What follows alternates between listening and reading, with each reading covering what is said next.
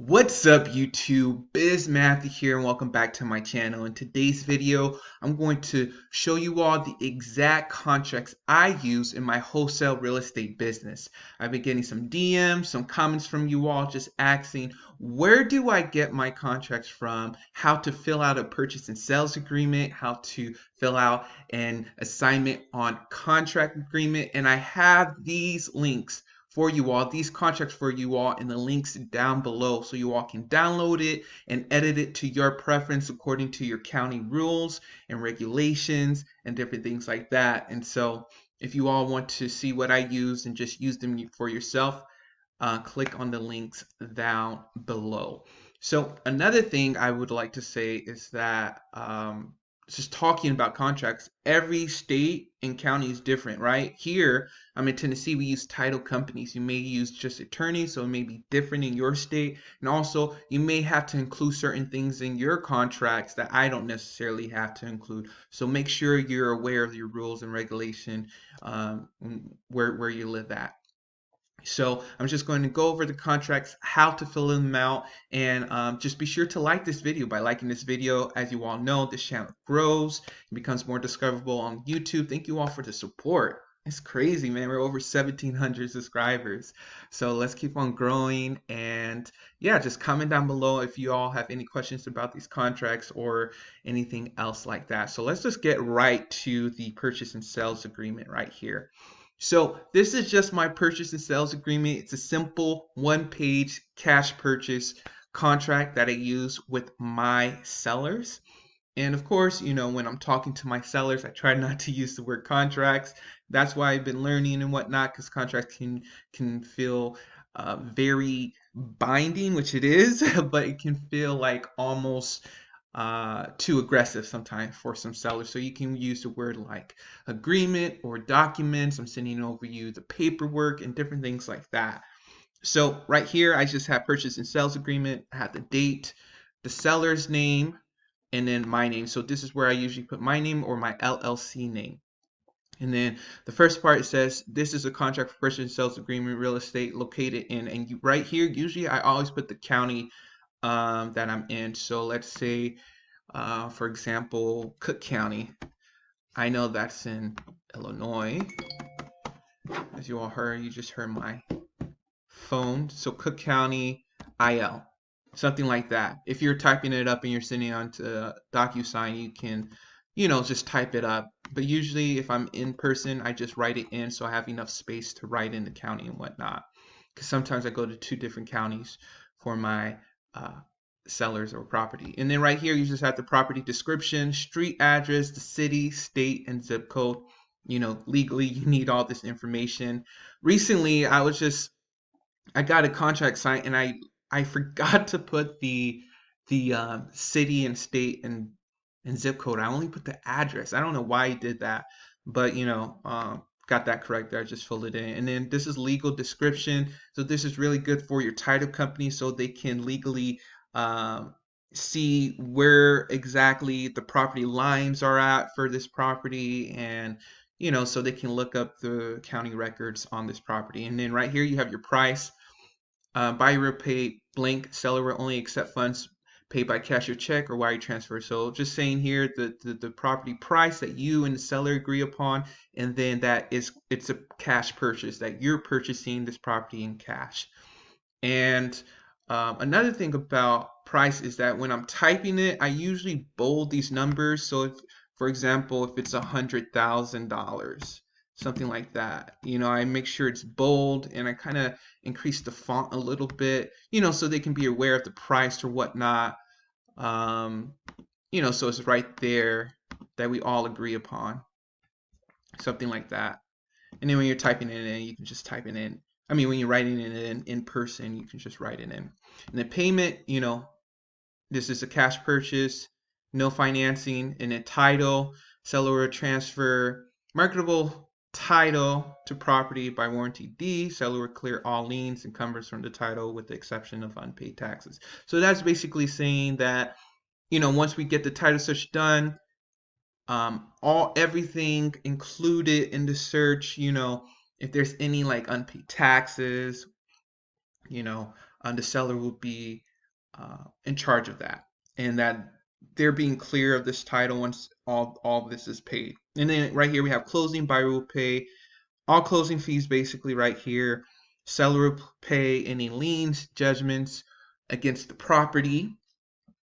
Um, yeah, and just going back to, you're paying like closing costs, but if there's any mortgages or liens or judgments on the property, that is the seller's responsibility.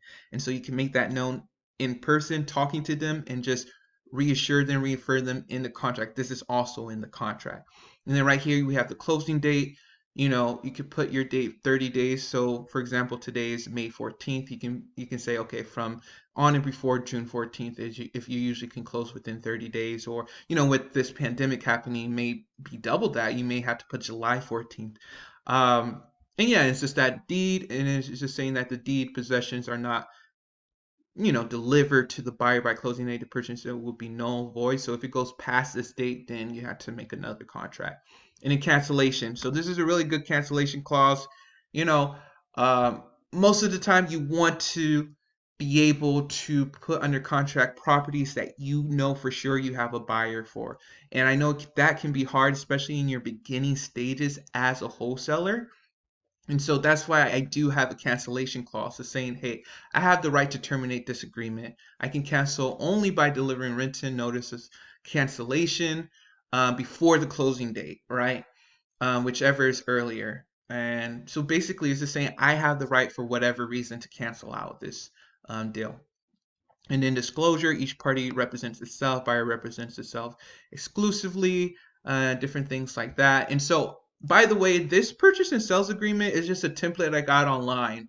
I think the website's like Wholesaler Toolbox, so this is not my own necessarily. I did edit it to my preference, but yeah, so I'm not like super good at these legal terms and whatnot. And then assignment. So right here, I have a separate clause. Some people don't even have an assignment clause. They just put and or assigns, like right here, like and or assigns buyer, which is fine, which is still legally good. You can still legally assign that contract. But I just like to just put it on the forefront, like, hey, I can assign this contract, and so I put a separate clause on that. So I said, buyer has an unqualified right to assign its rights under this contract to a third party. And I don't have to notify the seller about this. And then assignment will release the original buyer from this contract and substitute the assignee in its place. And we'll see later an assignment of contract where we have the assigner, which is me, the buyer, and then assignee, my end buyer. And then this is just a binding agreement. This agreement is binding, and different things like that. And then deadline for acceptance. Let's say you send this purchase and sales agreement online through DocuSign, or you just leave the contract with the seller. If to create more urgency, you can say, hey, you all have to accept this by this time, by this date. And if they don't, then this contract is null. I can change my price. And so if you want to create some urgency, you can do something like that. Another thing about this is that a lot of times when I'm in person, I may not just fill anything in here. I just may leave this blank. And even I close property where these dates were blank.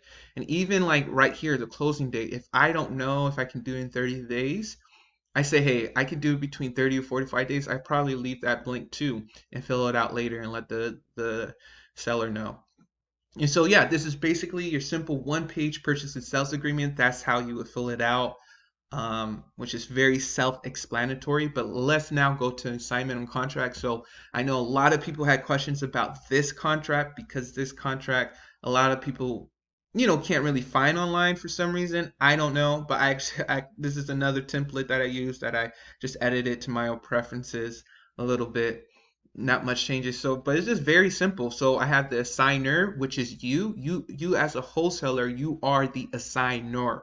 So you will put your name right here because you are assigning your rights, the title, the interest of the purchase and sales agreement dated on. So you put the date that you assign this property, and you put two, the assignee. Your assignee is your cash buyer, your end buyer for this real estate property, and then you just put the address of the property.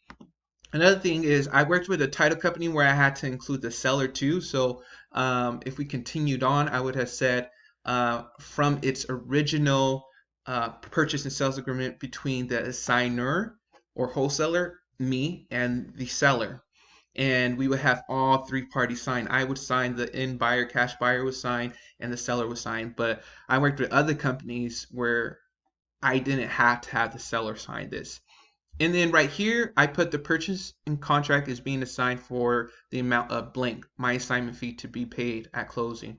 So some people just use two separate purchase and sales agreement if you're going to double close, or even if you're not going to double close, if you don't want to show your assignment fee. But I try to prep my buyers as much as I can, let them know, hey, I'm making money. I worked hard for this deal. This is how much I'm making. I don't hide my assignment fee. And so I just place an assignment fee. So let's say I get a purchase and sales agreement for, let's say this is $100,000, and I assign it to my cash buyer for $110,000. I'm not going to make a separate purchase and sales agreement for 110. If I'm going to double close, yes, I can do that. But I just like to assign it. So if this is 100,000, I'm assigning it to my cash buyer for 110. I will just put $10,000 right here. So this purchase contract is being assigned for $10,000. And then buyer shall close on or before this date.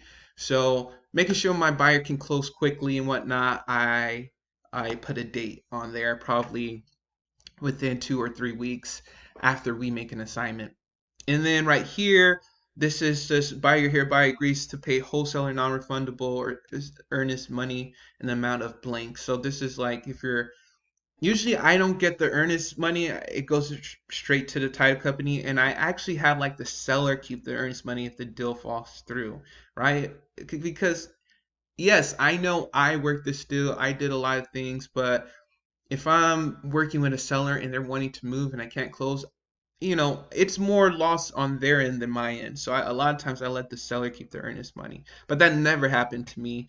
Uh, in this business. So earnest money. So I usually put $2,000 down. If I'm working with a new buyer, I put, hey, you got to add $2,000 earnest money deposit. Actually, a lot of times, if I worked with a buyer, I don't have them put an earnest money deposit. So like I worked with this one buyer the first time, hey, $2,500 down. Another one, $2,000 down. Another one, some money down. But like now, since I worked with them and I know they are closers and they pay cash, I don't have them put in an earnest money deposit. That's a risk. Maybe I'm trusting people too much, but a lot of times I don't. So yeah, you can put your earnest money deposit amount there, and then buyer will be responsible for all closing costs for both seller and buyer unless otherwise indicated. So this is just saying that the buyer is responsible for all closing costs, so you won't have to pay the closing costs or the seller. And then the taxes will be prorated at closing because, depending on when you're closing the deal, the seller may still have some property taxes that need to be prorated that they have to pay and that the buyer has to pay. And then right here, I usually put the title company's name. So, this will be held at this title company. And then the assigner, the wholesaler will sign and date, and then the buyer will sign and date. And bam. Yeah, I hope you all enjoyed this video and that I was able to explain step by step how to fill out a purchase and sales agreement and assignment on contract, and that you all are able to, use contracts for your wholesaling business. These are the only two contracts I usually use. If there's a change in the transaction, then you can make an amendment. An amendment it just makes adjustments to the original contracts. I actually had to do that recently not recently. When was that? Back in February for a property because the buyer wanted to do a termite inspection, so we had to make an amendment to the assignment of contract. And yeah, so I hope you all enjoyed this video. I hope it added a lot of value to you and your business. If you all have any questions, comment down below and like this video, subscribe, all that jazz. All right, I'll talk to you all in the next one.